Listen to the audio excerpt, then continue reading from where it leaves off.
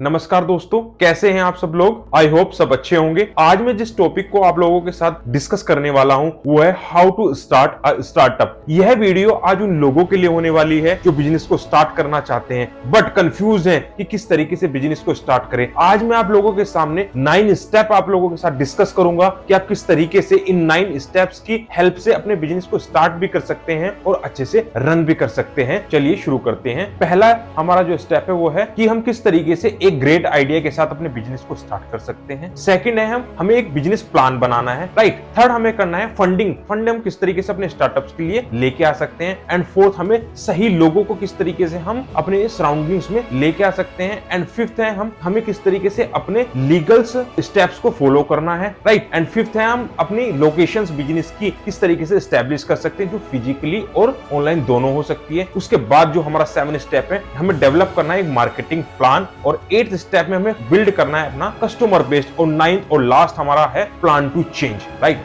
Last तक आप इस वीडियो में जरूर बने रहिएगा क्योंकि मैं इन स्टेप्स को आपको समझाऊंगा किस तरीके से आप अपने बिजनेस को स्टार्ट कर सकते हैं और अच्छे लेवल पर जाके उसको रन कर सकते हैं। तो बिल्कुल भी इस वीडियो को स्किप नहीं करिएगा और लास्ट तक इस वीडियो के साथ बने रहिएगा। चलिए शुरू करते हैं। सबसे पहले हम स्टार्ट करते हैं विद ग्रेट आइडिया कि हम अपने आइडिया को किस तरीके से यूज करके बिजनेस को स्टार्ट कर सकते हैं, राइट। किसी भी बिजनेस को स्टार्ट करने के लिए आइडेंटिफाई करना है कस्टमर्स की प्रॉब्लम को और उसका सॉल्यूशन प्रोवाइड कराना है। क्योंकि जितने भी आप देखते हैं बिजनेसेस या स्टार्टअप्स रन करते हैं अच्छे तरीके से वो हमेशा कस्टमर्स की प्रॉब्लम को सोल्व करते हैं, राइट। जरूरी नहीं है कि आप नए ही आइडियाज लेके आए। जो एग्जिस्टिंग प्रोडक्ट और सर्विसेज मार्केट के अंदर चल रही हैं आप उनको अपडेट्स कर भी अपने कस्टमर्स को बेहतर सर्विस और सॉल्यूशन प्रोवाइड करा सकते हैं। जैसे आप अपने प्रोडक्ट की अपीयरेंस को बढ़ा सकते हैं, राइट। सेकंड, आप प्रोडक्ट्स के अंदर नए फीचर्स को ऐड ऑन कर सकते हैं। थर्ड, अपने नए प्रोडक्ट को इंट्रोड्यूस कर सकते हैं, राइट। एक एग्जांपल के थ्रू मैं आपको समझाऊंगा किस तरीके से एप्पल कंपनी ने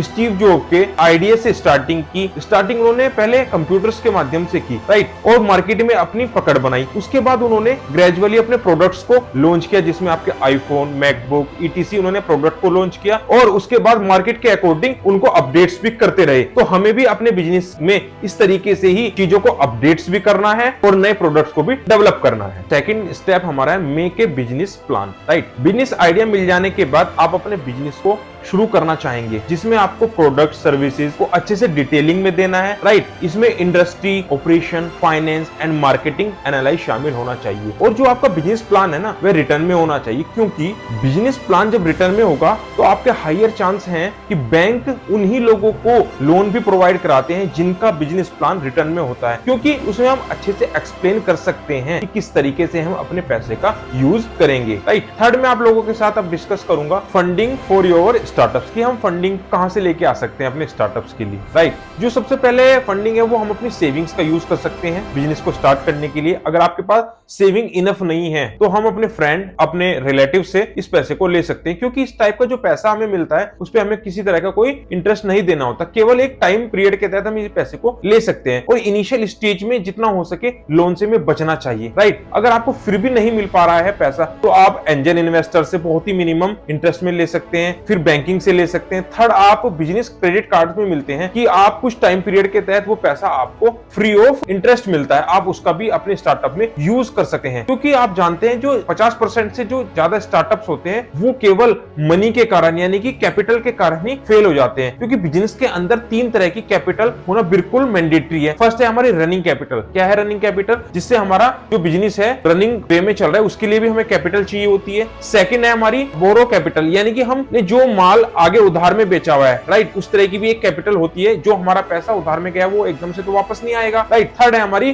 बैकअप कैपिटल यानी कि हमारे पास बैकअप में भी पैसा होना चाहिए। एक बार जब हमने उधार में माल दे दिया है किसी चीज को तो फिर हमारे पास बैकअप में पैसा होना चाहिए नए गुड्स एंड सर्विसेज को परचेज करने के लिए। फोर्थ स्टेप है हमारा surround yourself with right person, right. हमने फंडिंग अपनी रेज कर ली, उसके बाद हमें अपने बिजनेस के लिए अच्छे लोगों की हायरिंग करनी है ताकि आपका कोई भी बिजनेस है, चाहे वो बिजनेस आपका डिजिटल मार्केटिंग का हो सकता है, सॉफ्टवेयर डेवलपर का हो सकता है, any type of business, retailer, wholesaler, किसी भी तरीके। तो हमें सही पर्सनों की वहां पे हमें हायरिंग करनी है जो आपके बिजनेस को अच्छे तरीके से चला सके, और साथ साथ एक एडवाइजर की भी नीड होती है जो आपको समय समय पर अच्छे से एडवाइज कर सके, राइट। क्योंकि आप जानते हैं नए स्टार्टअप्स के अंदर हायर चांस है कि आपका ड्रॉबैक आए, तो आपके पास यदि एडवाइजर होगा तो उसके आप एडवाइजर की हेल्प से अपने बिजनेस को ड्रॉबैक में ले जाने से रोक सकते हैं और सावधानी पूर्वक लोगों का अच्छे से चयन कर सकते हैं। फिफ्थ स्टेप है हमारा following the all legal step, right. एक बार आपने लोगों की हायरिंग कर ली, उसके बाद हमें लीगल स्टेप्स को फॉलो करना है, राइट। अपने प्रोडक्ट को डिजाइन करने के बाद, अपने वर्क प्लेस को डिसाइड करने के बाद, अब आपको ऑफिशियली मार्केट के अंदर एंटर करना है, तो उससे पहले आपको अपने लीगैलिटीज को कंप्लीट करना है, राइट। जिसके अंदर आता है अप्लाई बिजनेस लाइसेंस। सबसे पहले आपने अपने बिजनेस को लाइसेंस को अप्लाई करना है, राइट। सेकंड आता है आपको रजिस्ट्रेशन कराना है अपने बिजनेस नेम का, राइट। थर्ड चीज हम ले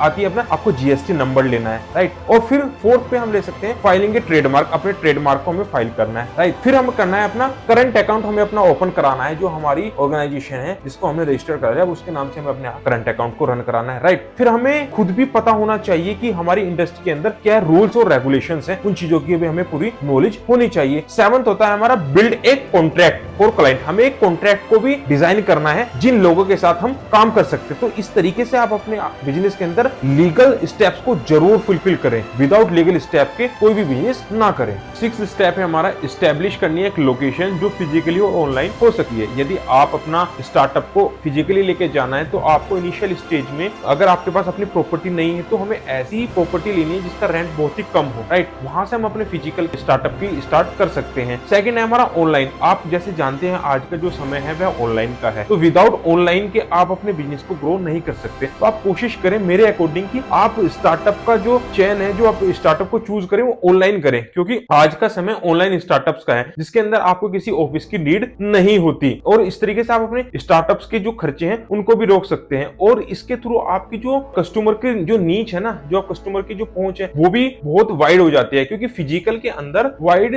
कस्टमर की रेंज बहुत ही लिमिटेड रहती है, राइट। तो इस तरीके से आप अपनी लोकेशन को डिसाइड कर सकते हैं। तो मेरे अकॉर्डिंग ऑनलाइन जो प्लेटफॉर्म है वो बहुत ही बढ़िया रहता है, क्योंकि विदाउट ऑनलाइन के आप फिजिकल स्टोर को भी रन नहीं कर सकते। अब मैं आपको लेके चलता हूं अपने सेवंथ स्टेप की ओर, जो है develop a marketing plan, right. एक बार आपने अपने बिजनेस की फिजिकल और ऑनलाइन जो भी आप डिसाइड करना चाहते हैं लोकेशन उसको कर लिया है, उसके बाद हमें करनी है अपने बिजनेस के अंदर मार्केटिंग, राइट। आप सभी जानते हैं कि बिजनेस के अंदर मार्केटिंग बहुत ही इंपॉर्टेंट रोल प्ले करती है, राइट। विदाउट मार्केटिंग के आप बिजनेस नहीं कर सकते, क्योंकि मार्केटिंग आपके बिजनेस को एक नई आइडेंटिटी देती है, राइट। सेकंड चीज आपको कॉम्पिटिशन से अलग रखती है, राइट। थर्ड चीज क्या करती है, ये आपकी लॉयल्टी बढ़ाती है कस्टमर्स के अंदर, क्योंकि आप जब रेगुलर बेसिस पे ब्रांडिंग कराते हैं तो आपकी लॉयल्टी बढ़ जाती है कस्टमर्स के अंदर, राइट। और इससे आप क्या करते हैं, इंक्रीज कर सकते हैं visibility to attract new customers. आप इस एडवर्टाइजमेंट के माध्यम से कस्टमर्स को अट्रैक्ट कर सकते हैं अपने बिजनेस की ओर। तो मार्केटिंग बहुत ही क्रूशियल रोल प्ले करती है किसी भी बिजनेस को ग्रो कराने के लिए। 8 स्टेप की ओर मैं आपको लेके चलता हूँ। 8 स्टेप है हमारा build a customer base, right. हमने मार्केटिंग कर ली, अब हमें कस्टमर का कस्टमर बेस बनाना है, राइट। अगर आपको अपने बिजनेस को लॉन्ग टर्म के लिए सक्सेस करना है तो आपको अपने बिजनेस के अंदर कस्टमर बेस बनाना ही पड़ेगा। कस्टमर बेस बनाने के लिए आपको रेगुलर बेसिस पर कस्टमर ऑफरिंग सर्विसिंग देनी बहुत ही जरूरी है, क्योंकि कस्टमर की और कस्टमर्स के एक्सपेक्टेशन को समझने के लिए आपको बिजनेस के अंदर मार्केट के रिसर्च करना भी बहुत इंपॉर्टेंट है। और आप डायरेक्टली कस्टमर के साथ आप फीडबैक भी ले सकते हैं। यदि आप इन सब चीजों को अप्लाई करते हैं अपने बिजनेस के अंदर, आप एक अच्छा कस्टमर बेस खड़ा कर सकते हैं अपने बिजनेस के अंदर। मैं आप लोगों को लेके चलता हूँ अपने लास्ट स्टेप जो है हमारा प्लान चेंज, राइट। हमने कस्टमर बेस बना लिया, अब उसके बाद हमें आपको पता है कि बिजनेस के जो फ्यू ईयर्स होते हैं वो हमारे सर्वाइवल ईयर्स होते हैं, यानी कि वो हमारे बिजनेस के लिए कह सकते हैं कि एक भारी बदलाव लेके आ सकते हैं। तो आपको क्या करना है, सबसे पहले अपने बिजनेस का जो आपका मॉडल है एंड उसकी मार्केट को अकॉर्डिंगली चेंज करते रहना है, क्योंकि जब आप चेंजिंग के साथ चलेंगे तभी आप अपने कस्टमर्स के एक्सपेक्टेशंस को पूरा कर सकते हैं। तो तभी आप अपने बिजनेस को अच्छे से एस्टेब्लिश भी कर सकते हैं। तो थैंक यू सो मच। ये मैंने कवर किए अपने 9 स्टेप। यदि आपको ये वीडियो पसंद आई है तो प्लीज लाइक करिएगा, सब्सक्राइब कीजिएगा चैनल को। अगर आप भी मेरे इन 9 स्टेप्स में किसी पर भी डिटेलिंग्स में वीडियो चाहते हैं तो प्लीज कमेंट सेक्शन में जरूर बताइएगा। Thank you so much. मिलते हैं अपनी नेक्स्ट वीडियो में।